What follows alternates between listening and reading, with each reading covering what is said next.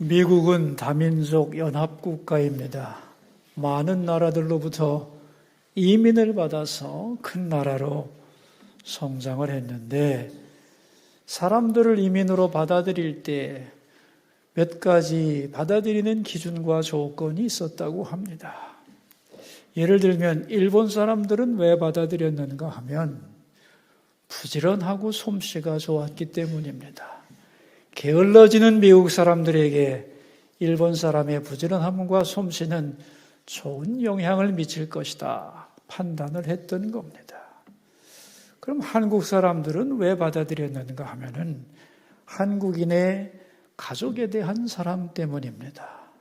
미국의 가정들이 파괴되고 있는데 한국의 가정제도는 그들을 많이 건져줄 거라고, 좋은 영향을 끼칠 거라고 생각을 했던 것이죠. 그들이 본 한국은 어떤 나라였느냐 하면은 사회학적으로 볼 때 전쟁이 끝나고 나면 엄청난 후유증이 있게 되어 있습니다. 그 후유증 중에 첫 번째 것이 전염병입니다. 전쟁 때 죽는 인원보다 전염병으로 죽는 인원이 많은 것이 정상인데 한국에는 전염병이 별로 없었다는 거예요. 그리고 전쟁이 끝나고 나면 기형아가 많이 출생하게 되고 정신병자도 많아지는데 한국은 그런 게 없었던 겁니다.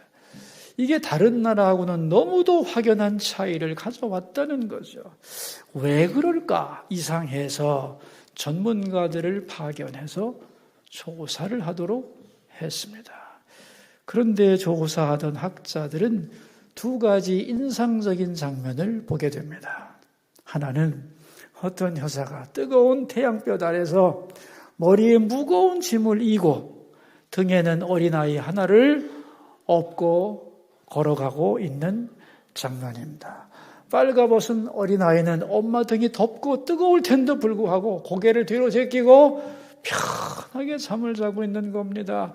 엄마의 등에 있다는 것 자체 속에서 안정감을 느꼈던 것이고 그렇게 뒤로 제껴진 아이를 콕 붙들고 무거운 짐을 지고 걸어가는 엄마의 사랑과 아기의 연합을 그 안에서 보았던 거죠.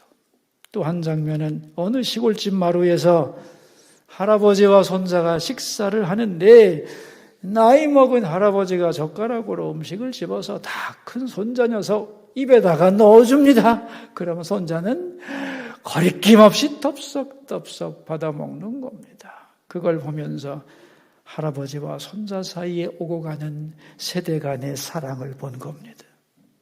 이걸 보고 볼 거 다 봤다, 조사 끝났다 하고 고국으로 돌아갔다는 거죠. 아름다운 가족제도, 서로 사랑하고 신뢰하는 가운데 고난과 역경을 이겨내고 건강한 삶을 살아가는 모습을 보았다. 그런 얘기입니다.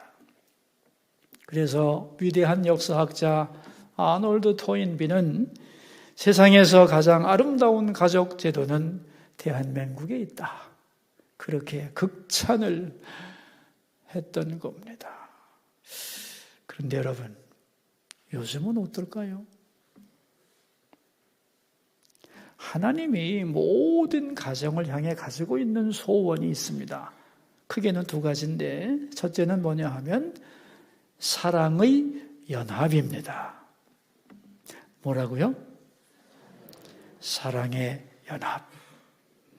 또 하나는 뭐냐 하면 비전의 전달입니다. 뭐라고요? 비전의 전달. 이 두 가지가 같이 가야만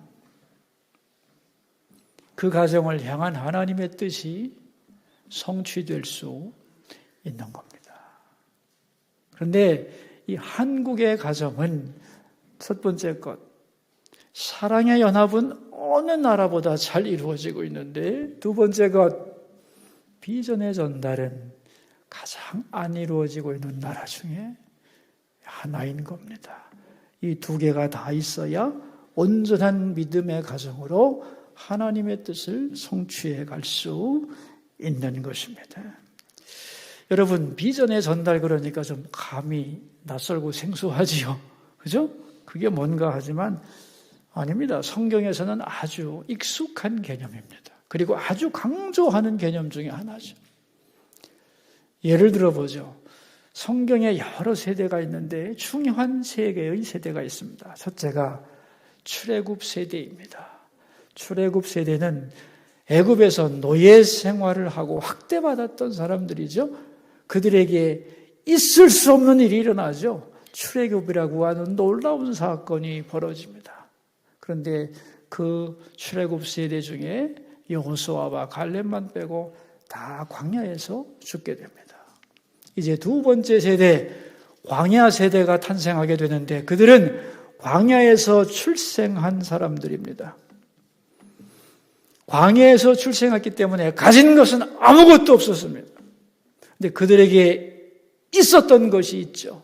그들은 부모로부터 하나님의 위대한 이야기를 들었습니다. 하나님이 우리를 종된 곳에서 건져주셨다. 편팔과 강한 손으로 우리를 보호하셨고 우리를 선민으로 택하시고 율법을 주셨다. 우리는 그분의 택한 백성이라고 하는 정체성과 차부감을 갖게 되었습니다. 비록 눈에 보이는 것은 황폐한 광야밖에 없지만 우리 앞에는 젖과 꿀이 흐르는 가나안 땅이 있고 그 가나안 땅을 하나님께서 주시기로 약속하셨다는 것을 그들은 믿었습니다. 그리고 광야에서 말씀을 훈련하고 그 믿음으로 홍해를 건너고 가나안을 정복하고 가나안 땅의 새로운 주인이 되었습니다. 엄청난 것을 이뤄낸 세대, 그들이 바로 광야 세대입니다. 마지막으로는 가나안 세대가 있죠. 가나안 땅에서 출생한 자녀들입니다. 이들은 태어나면서부터 풍족함 속에서 아무 부족함이 없이 성장했습니다. 그런데 그들에게 없는 것이 있었습니다. 하나님을 아는 지식이 없었던 거죠. 왜 그들이 하나님을 아는 지식이 없었느냐 하면은 광야 세대가 자녀들에게 하나님을 가르치지 못했습니다. 좋은 환경만 만들어주면 저절로 우리 자녀들은 잘 클 거라고 믿었던 거죠. 정말로 부모보다 훨씬 좋은 조건에서 태어났던 가나안 세대는 올바른 신앙만 가지고 있었더라면 엄청난 일을 해냈을 겁니다. 하나님이 출애굽시키고 가나안 땅에 정착한 목적, 즉 거룩한 백성, 제사장 나라의 역할을 훌륭하게 성취하여 열방 속에서 하나님을 증거하고 축복의 통로로 살아갈 수 있었는데 그들에게 하나님에 대한 지식이 없었기 때문에 그들은 오히려 풍요 속에서 영적으로 더 쉽게 망가졌던 거죠. 그 결과 사사시대라고 하는 어두운 시대를 거치면서 그들은 고생을 통하여 다시 하나님을 배워야만 하는 어려움 속에 봉착하게 되었던 겁니다. 자, 여기서 우리는 분명하게 알아야 합니다. 부모의 사명이 뭔가 하는 거예요. 많은 부모들은 자식을 보고 잘 먹이고 잘 입히고 좋은 공부시키고 그리고 집도 사주고 많은 유산을 남겨주고 싶어하는 마음이 부모들에게는 다 있죠. 그렇게 되면 좋죠, 사실은. 근데 여러분, 그것은 부모에게 주신 형편대로 하면 되는 겁니다. 더 중요한 것은 자녀들에게 하나님을 가르쳐야 하는 겁니다. 왜냐하면 부모로부터 배운 하나님은 그냥 추상적인 멀리 있는 하나님이 아니거든요. 내 아버지의 하나님, 내 어머니의 하나님입니다. 그리고 부모님의 인생 속에서 일어난 사건은 내 인생 속에서도 일어날 수 있는 거예요. 그래서 그 하나님은 곧 나의 하나님이 될 수 있는 겁니다. 우리는 오늘 모두가 경험하고 있습니다. 과거 어느 때보다도 우리는 잘 살고 있는데 옛날보다 믿음도 없고 간증도 없고 영적으로 어두워졌다는 걸. 그 이유는 비전이 전달되지 않았던 거죠. 많은 부모님들은 그런 말 합니다. 나는 고생을 많이 했으니까 너희들은 고생하지 말고 공부 잘해서 좋은 직장에 취직해서 편안하게 잘 살아라. 여러분, 그러나 하나님의 소원은 그렇지 않습니다. 그것을 넘어서는 겁니다. 네가 경험한 하나님을 가르치라는 거예요. 왜냐하면 우리 자녀들에게 아버지가 경험한 하나님, 어머니가 만난 하나님이 너무 중요하기 때문에 우리 부모님에게 어떤 일이 있었는가? 우리 가족이 받은 하나님의 사랑과 은혜는 뭔가? 아버지의 꿈은 무엇이며 나를 향한 어머니의 기도는 무엇인가? 이것을 우리 자녀들은 듣기를 원하는 거죠. 그리고 그것을 알려주어야만 하는 거죠. 창세기 49장에 보면은 야곱이 죽으면서 마지막 유언이 뭔지 아세요? 내가 죽으면 나를 애굽 땅 여기다 묻지 말고 우리 조상들이 묻혔던 가나안 땅에 나를 묻어다오.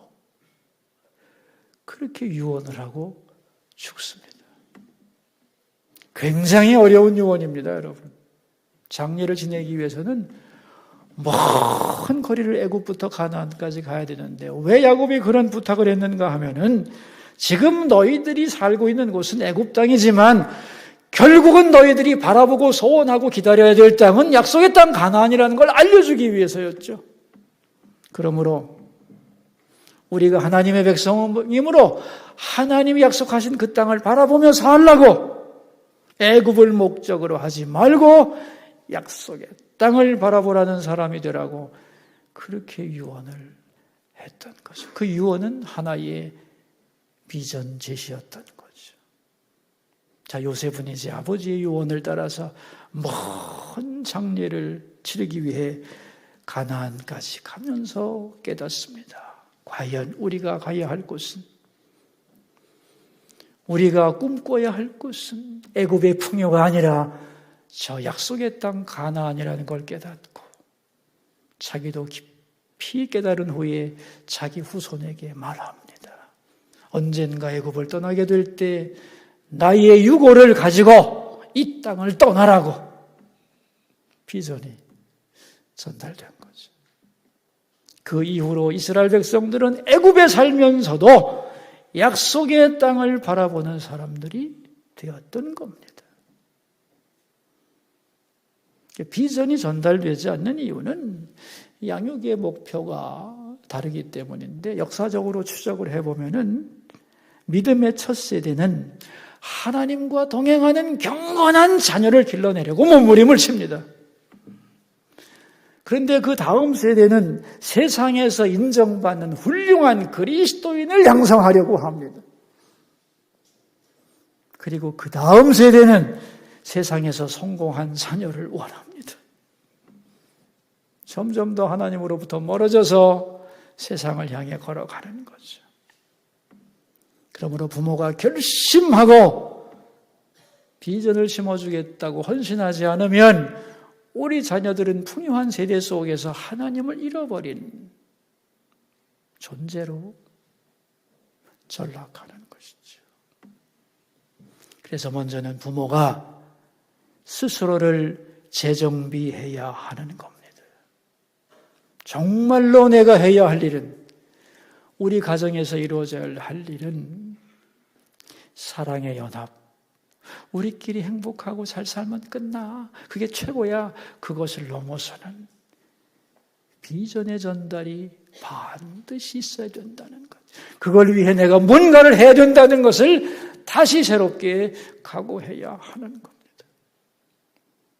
그리고 부모들의 이러한 정성과 사랑과 자녀를 향한 헌신에 응답해서 자녀들은 무엇을 해야 하는가? 그게 오늘 설교 제목이죠. 같이 한번 읽어봅시다.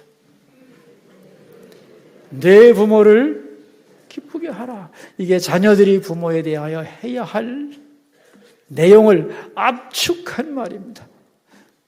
우리를 위해 온 인생을 쏟아붓는 부모를 위해 자녀가 할 일이 뭐냐? 한마디로 부모를 기쁘게 해야죠.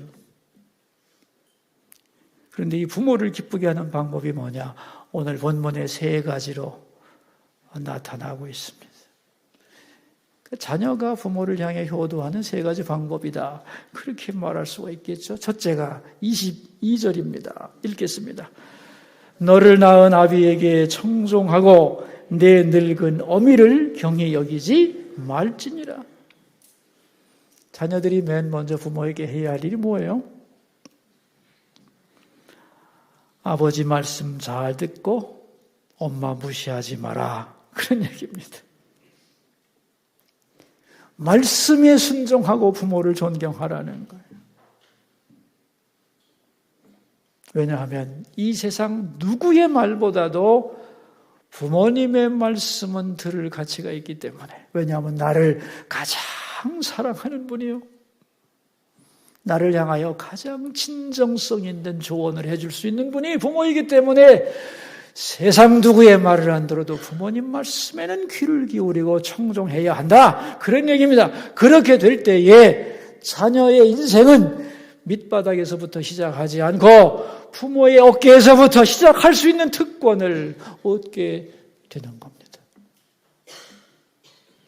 자녀라면 부모의 말씀에 청종하라는 거예요. 이게 효도의 시작입니다. 두 번째 24절인데 읽어봅시다. 의인의 아비는 크게 즐거울 것이요 지혜로운 자식을 낳은 자는 그로 말미암아 즐거울 것이니라. 여기서 의인이라는 말은 뭐냐 하면은 하나님 앞에서 바로 선다는 뜻이에요. 그리고 지혜롭다는 것은 뭐냐면 사람 앞에서 자기 몫을 감당한다는 뜻이에요. 그러니까 지극히 이스라엘적 표현인데 이 말을 합치면 무슨 뜻이냐? 하나님 앞에 바로 서고 세상에서 제 몫을 감당하는 인간. 이것을 뭐라고 불렀느냐?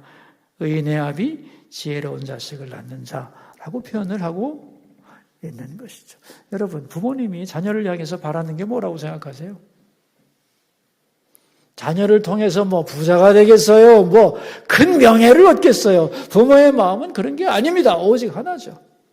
내 자녀가 하나님 앞에 똑바로 서서 자기가 받은 은사를 통하여 이 세상에서 자기 몫을 감당하는 사람이 되라는 거죠.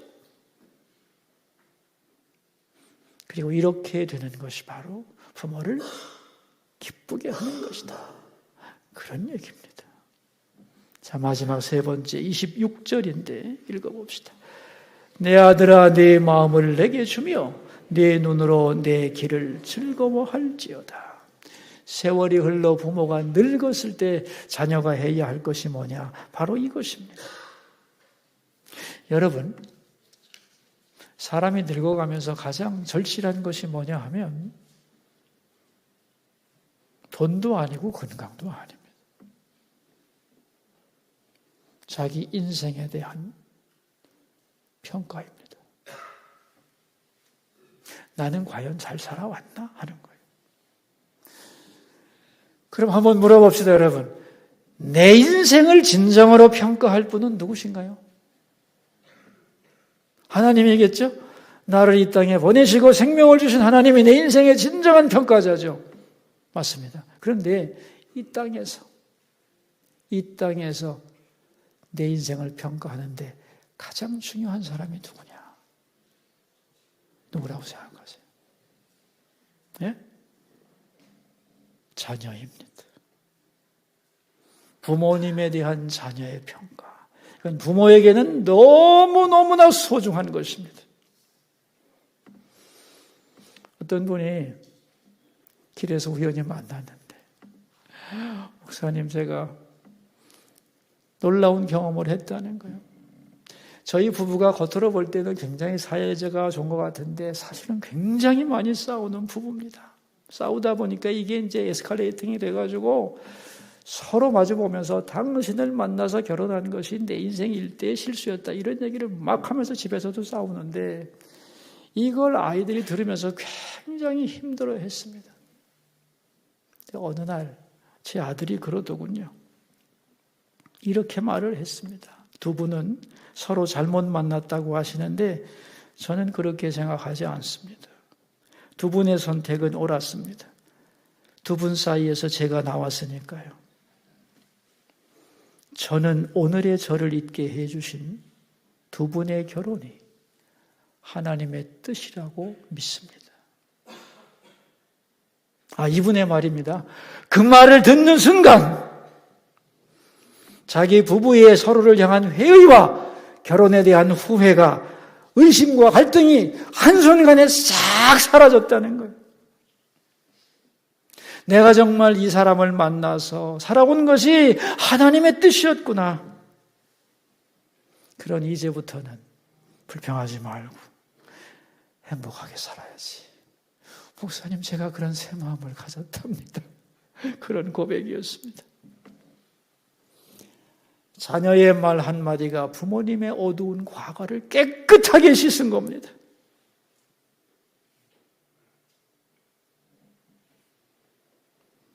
자녀가 부모를 위해 해줄 수 있는 최고의 말이 뭔지 아세요? 아버지, 어머니, 열심히 잘 사셨어요. 저는 아버지, 어머니를 존경합니다. 그렇게 부모의 살아온 세월을 인정하고 자랑스러워 하는 것입니다. 가장 큰 불효가 뭐냐? 그렇게 사시면 안 되죠. 이건 자식이 할 말이 절대로 아닌 겁니다. 저는 가끔 청년들에게 묻습니다. 누구를 존경하냐고. 그럼 자기가 존경하는 제가 알지도 못하는 외국 사람 이름까지 막 대요. 그럼 제가 반드시 묻습니다. 그 사람이 널 위해서 해준 게 뭔데? 여러분, 저의 의도가 뭐라고 생각하세요? 예? 이게 저의 의도가 아니고요. 하나님의 명령입니다. 너희 자녀들은 네 부모를 공경하라고 그랬어요. 그러니까 모든 자녀들에게 있어서 누구를 존경하냐는 말을 들으면 맨 먼저 누구를 말해야 되느냐? 누가 뭐래도, 남들은 어떻게 말할지 몰라도 나는 내 부모님을 가장 존경합니다. 아멘? 이 말이 나와야 정상이라는 거예요. 왜? 나를 위해 일생을 다 쏟아부으신 부모님이기 때문에. 누구를 존경할 거예요? 나는 내 부모님을 가장 존경합니다. 그런 고백이 자녀된 여러분 모두에게 있기를 주의 이름으로 축원합니다. 메가더 장군의 유명한 기도가 있습니다. 아버지의 기도라는 것인데 일부만 읽어드리겠습니다. 오 주님, 내 아들이 이런 사람이 되게 하소서. 약할 때 자신을 분별할 수 있는 힘과 두려울 때 자신을 잃지 않는 용기를 주소서. 정직한 패배 앞에 당당하고 태연하며 승리할 때 겸손하고 온유한 사람이 되게 하소서. 생각하여야 할 때 고집하지 않게 하시고 주님을 알고 자신을 아는 것이 지식의 근본임을 알게 하소서. 바라기는 그를 쉽고 평탄한 길로 인도하지 마시고 고난과 역경 속에서도 용감히 일어설 줄 알게 하시고 패자를 불쌍히 여길 수 있는 사랑을 주소서. 이렇게 쭉 계속됩니다. 그리고 마지막이 이렇습니다. 그때에 그의 아버지인 나는 내 인생은 헛되지 않았다고 말할 수 있을 것입니다. 여러분, 부모님의 인생을 헛되게 하지 않는 것이 뭐냐? 자녀가 하나님 앞에 바로 서서 자기 몫을 감당하는 올바른 사람이 되는 것입니다.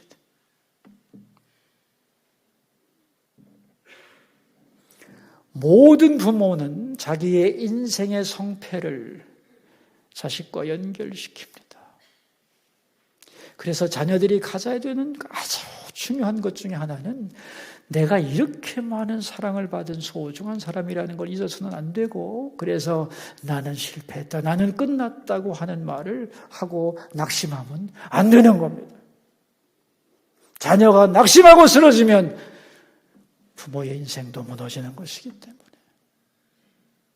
모든 자녀들은 내가 얼마나 큰 사랑을 받았는지를 확인하고 고백하면서 끝까지 일어나서 자기의 길을 걸어갈 수 있기를 축원합니다.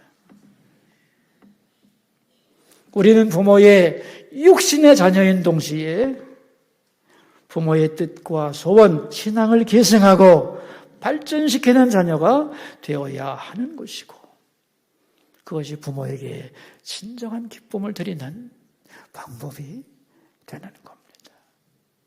여러분의 가정에 사랑의 연합과 비전의 전달이 잘 이루어지는 아름다운 주의 가정 되기를 축원합니다.